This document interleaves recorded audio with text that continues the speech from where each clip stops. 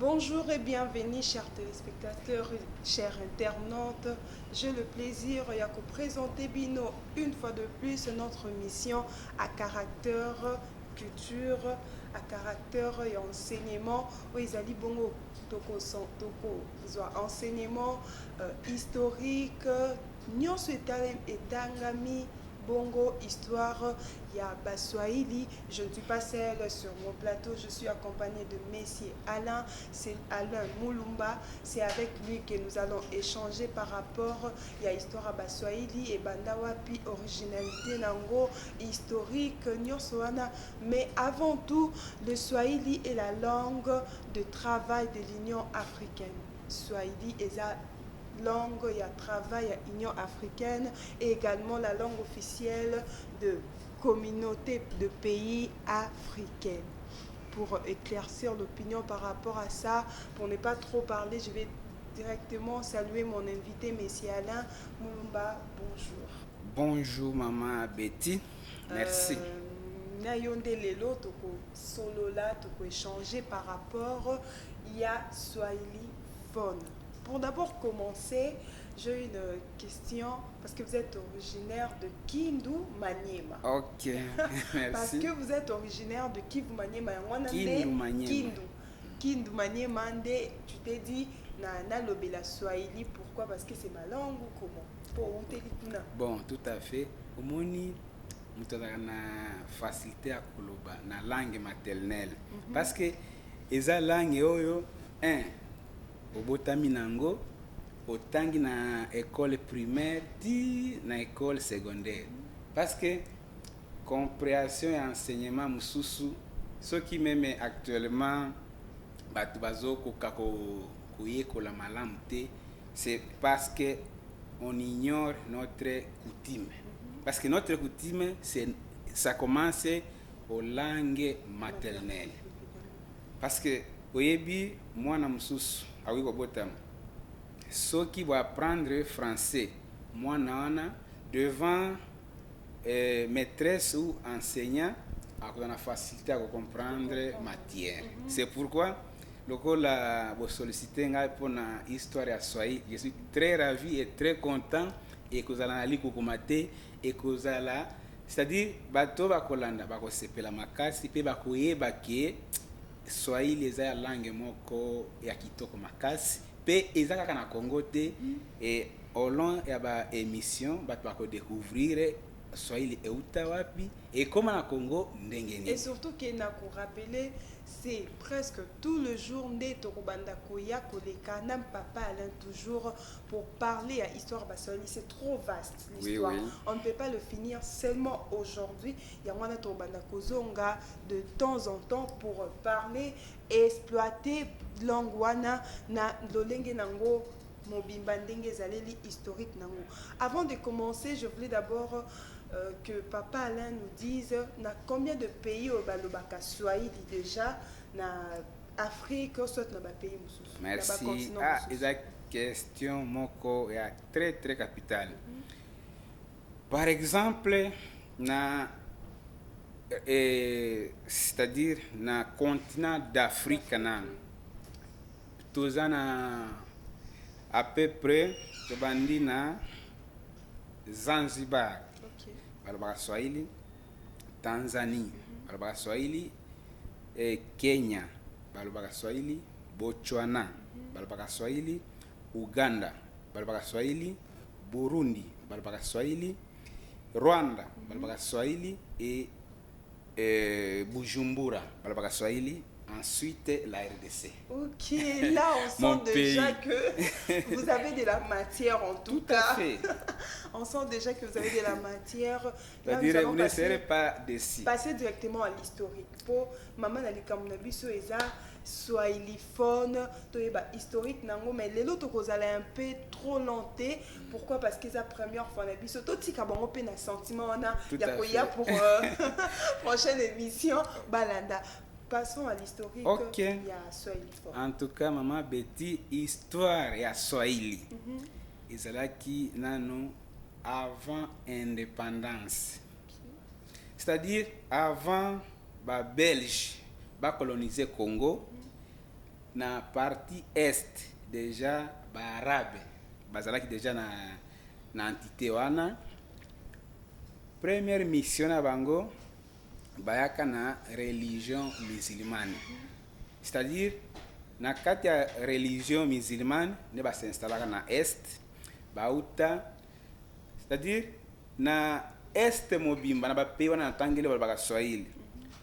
Mutu azalaki makasi parmi baroi ezalaki type, c'est-à-dire wana na mboka ya Zanzibar ntango basinstalle kuna batali bauta la lac Tanganyika, parce que lac Tanganyika ebandi epa na biso ezwi Tanzanie ezwi Kenya ti Zanzibar, Burundi, Uvira, après Rwanda. Bamoni mais bato oyo pourquoi tokoki kokoma kuna bakomi kosala baéchange ya bamarché, baye na bilamba tantôt bazongi na bangombe. Bamoni ke non bato kuna baza bien malgré civilisation ekoti nano te, mais c'est un babantu moko courageux bayambi biso bien wana toza na badialecte na biso so baosolaka na bageste sikoyo ntango baye kosola na bageste balobi non bato oyo mpo toyokana bien il faut s'installer. Alors basinstalle na este na plan ya religion na bango mpona koaccueillir le peuple congolais. Après bayoka baoloba swahili na swahili wana bazo mélanger na arabe, bakomi koyokana, c'est-à-dire bakomi kotangisa ere bato bazoya mosquée bayotangisa bango, c'est-à-dire oyo bazalaki mwa nzunzu bakomi kolanda comprendre langue, c'est-à-dire soki balobi par exemple sali na swahili balobi jambo, bakomi koyokana kaka mutu akendaki kuna bakomi koyoka jambo, batuni na monoko ya dialecte na biso elakisi nini napesi bino mbote oyebi yango wapi na bamindele wana bayaki kuna bi après ebandi kokota après non comme batribu eza ebele okomona bato ya este baswahili non biso nyonso c'est une langue, mais swahili eza langue lokola ndenge leta azwaka yango langue officielle, mais à part swahili tozana balangue badialecte na biso sikoyo ekomi kosala mwa ce qu'on dit tribu kingani na tribu kingani okoma bato wana bayambi bato wana mpe baosolaka na bango ekomi sikoyo baguerre ya batribu bakomi kosalaka non si tel est le cas bon lokola baarabe bazalaki bapaya basassocie na baoyo bayambaki bango liboso. Problème grave ezalaka très capital, je vous dis maman Betty ezalaki baguerre ya koboma bato bazwi tribu bakomi kobundisa tribu mosusu mpe bakokanga bato kuna baye bapesi bamindele wana bamindele bazwi bato wana bakina bango Zanzibar, bakomi sikoyo kosala baéchange wana mpona kokalme batribal tout ça, mais ça n'a pas tenu.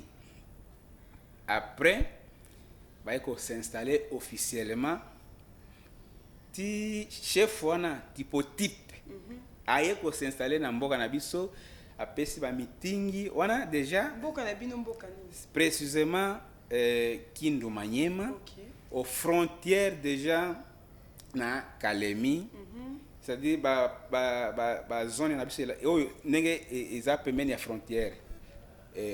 Après lac Tanganyika bandi Kalemi, Bukavu, Kindu, après Goma et Kisangani, c'est-à-dire tozui territoire ya Kalemi, Bukavu, Kindu, Kasongo, Goma, Kisangani, bango na bango. Pe bakuta ba richesse zaki ebele, balobi non, on se préfère s'installer ici. Même ba belge bakoma kuna na retard, bakuta déjà arabe basi ba coloniser déjà kuna.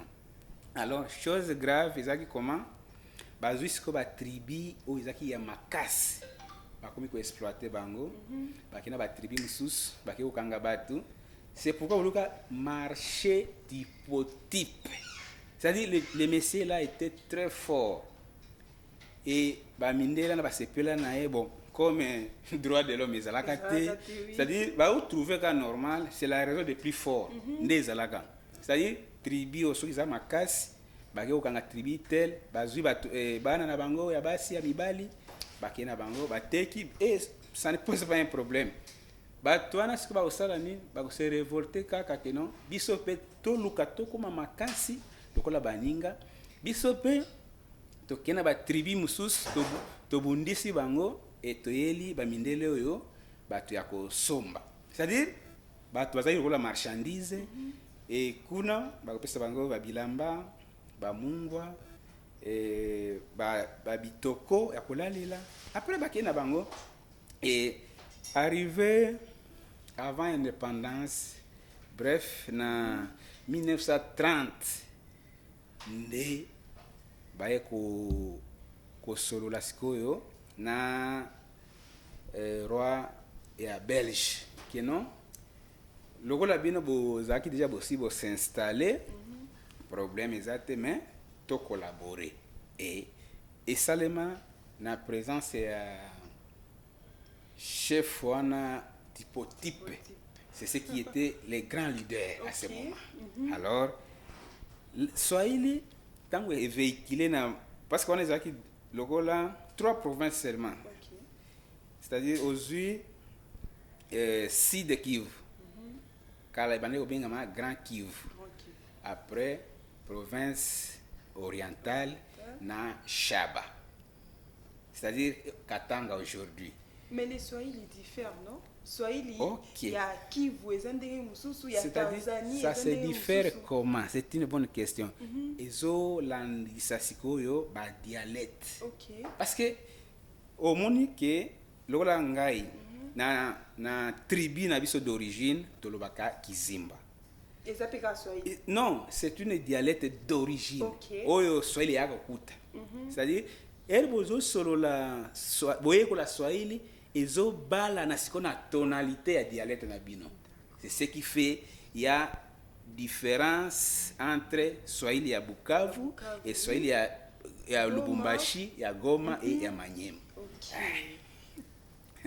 C'est pourquoi Royoka so mutu alobi par exemple quand konto mutu akoyeba ke mutu ya Shaba. Ona na appellation ya kala. Mais ba Swahili pe kaka bazara pe na ba difficulté na ba langue na bango pona koyoka Swahili ya mboka mususu. Bon, pas tellement. Ba yoka ka mais tonalité c'est différent. Mais il y a des autres mots peu compliqués na kati. Bon, ceux qui va mélanger na ba dialecte d'origine ya ba c'est-à-dire ba koko na biso nde salaka moins complication. Par exemple, on koloba par exemple na kolia na ngai te wana zo basiko na munoko mboke bo biloko bolambia na kolia te si wasoki alobi na Swahili ya makasi asangisi na munoko mboka mupaya oyo ayibi pe Swahili ya mboka na bango akoyoka te. C'est pourquoi il y a la différence. Mais le fait barabe bayaki na civilisation ya ko tangisa batu. C'est pourquoi bato bazaki civilisé bandaki kosala tous les moyens possibles ya koyoka même mutazolo bana Swahili ya munoko na bango à comprendre. Et là vous allez continuer na historique. Tout à fait. Le cours de na ibandeli il faut bato ba comprendre origine ya Swahili comme il faut. C'est-à-dire bakolo Swahili na monde entier depuis que je peux dire depuis nzambe akabola minoko na tour de Babel. C'est barabe. Barabe bazaki batu moko très fort depuis origine. C'est-à-dire bauta epana bango baye na Afrique lokola ba commerçant.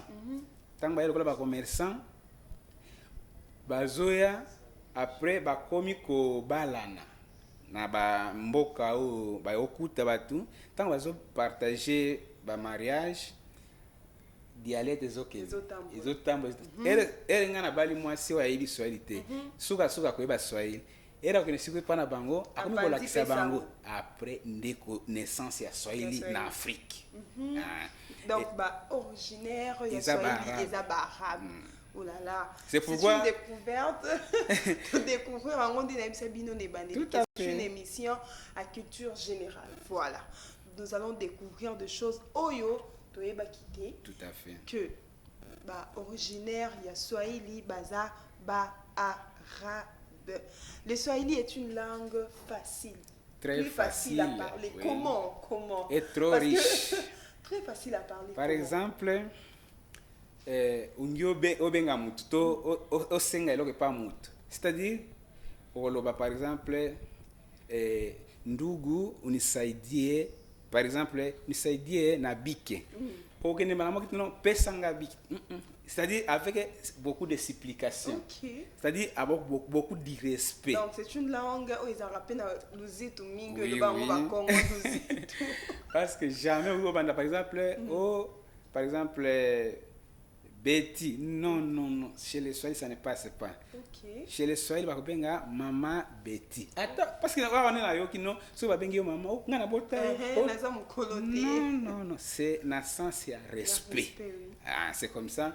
Okomona okuzala la mwana mobali na famille boza na bana basi ebele. Yo zaleki yo mwana mobali, mais bakobenga yo yaya. Par exemple, yaya Alain. Mukubwa.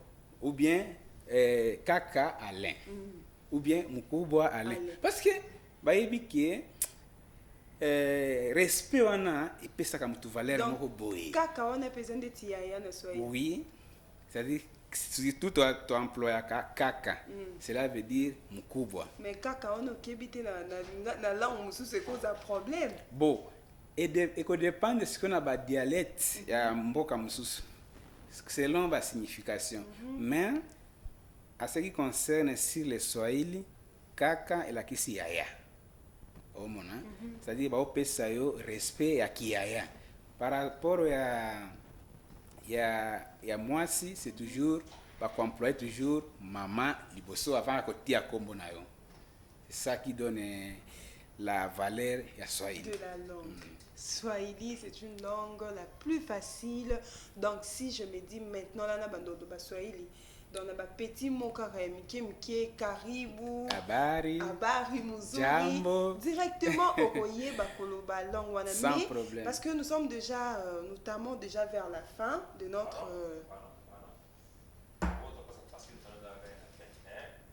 Est-ce que au Sénégal, plan du coup? Sali bref historique. Là, on peut s'allier sur la mission. Non, juste au PCD, non? Comment on peut possible. Ok.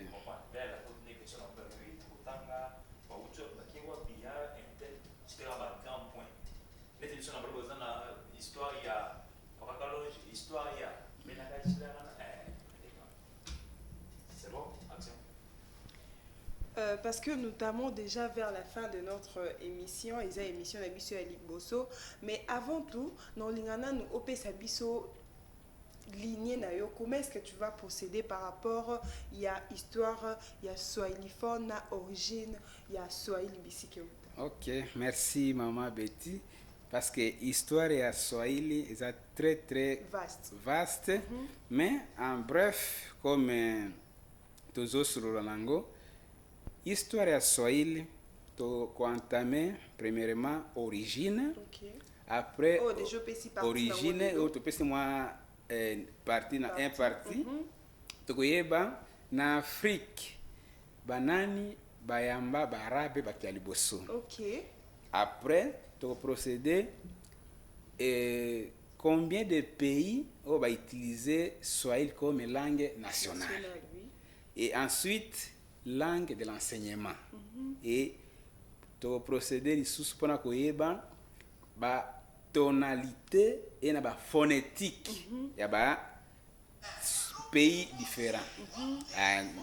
Après si bakubazana kuzala mituna numéro eza toujours pour échanger avec oui. eux et aussi ceux qui va osana ba point au bolinga ba yeba o tangi awate ba komela yo ba komana numéro ba kopesa affiché oui et aussi pour que tu éclaircir et tu procéder bon. Mais avant de finir, j'aimerais à ce que au sunga biso ba eto biswahili au lobela biso 3 jolis mots ya Swahili au lobela on a Swahili et aussi au traduire on a lingala 3 jolis mots ya Swahili. Bon, merci. Tutaanza na jambo yenu. C'est-à-dire, jambo elakisi salutation mbote na biso. Jambo yenu. Après, on a appelé courante pour na mutu nyonso ayeba. Après, eloko ya mususu, par exemple mutu ngeki ne kolala. Baba, mama Betty minaenda lala. Mama Betty na kei kolala. Après mususu par exemple toza mboka moko laiki par exemple na ina kende losambo. Mama Betty naenda kukanisa. Okay. Mama Betty na kei losambo na etonga. Oh. Monique, c'est facile. C'est facile, oui. C'est facile et puis c'est beau. Hein? Oui. Le Swahili, c'est beau. C'est pas seulement parce qu'il est Swahili, et à Pony, à partager l'histoire à Swahili Nabino, mais c'est une passion. Il veut en ce que Batunion so baïeba, même nos enfants, baïeba Swahili, origine ango, banani bayan ango, biso kuto kanisa que Swahili les biso ba congolais de Lubumbashi, or que ce sont des arabes. Ça vous lâchez les mots, na kosenga pe na ba mususu, ba appellation, ya ba konzi, ya ba institution, to banda ko lakisa malembe pour que batu baïeba. Par exemple, na ko pesa avant goût. O ba bengaka rais. Rais eza kombo ya mutu te. Rais eza kombo par exemple président na Swahili. Okay. Le mot président na Swahili kombo na ye nde rais. Ah bon? Actuellement, lokola c'est son excellence Félix Antoine Chilombo, il est président de la République démocratique du Congo. Ngana koloba na Swahili. Rais wa Jamhuri ya Demokrasi ya Congo ni Papa Félix Antoine Tshisekedi. Siko pona Kabila bakobenga rais wa zamani, c'est-à-dire président ya kala. OK. C'est comme ça. Ah bon? Alors, batu bako sepela na émission makasi parce que tobana ko dévoiler ba mom mususu e compliquer batu pour que baeba parce que souvent bakanisi que kombo ya rais eza kombo ya kombo ya mutu. Non, c'est un nom. C'est le nom d'un président du pays en Swahili. Donc, pas seulement un président du pays, même un président. Même un président, oui. Na Moussala, oui. Et Baoni GD, tout ça. Donc, on a déjà réalisateur dans la Raïs. Oui, parce que c'est lui le président de l'émission. Ok. Tout à fait. Merci beaucoup. C'était notre plaisir. Il y a qu'on recevoir Bino.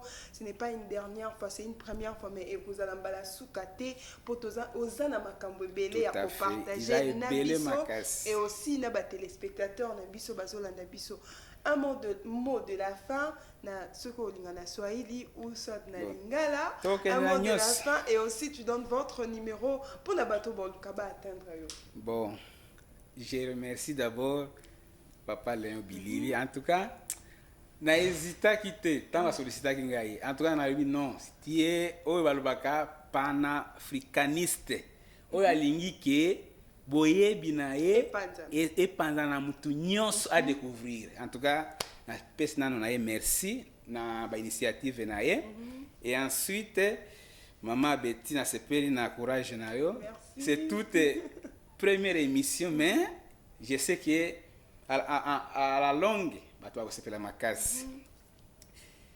Pona numéro ya WhatsApp oya kolinga ke azana question to azana suggestion 084 085 88 96. Reprenez. 084 085 88 96. On appelle 089 58 40 866.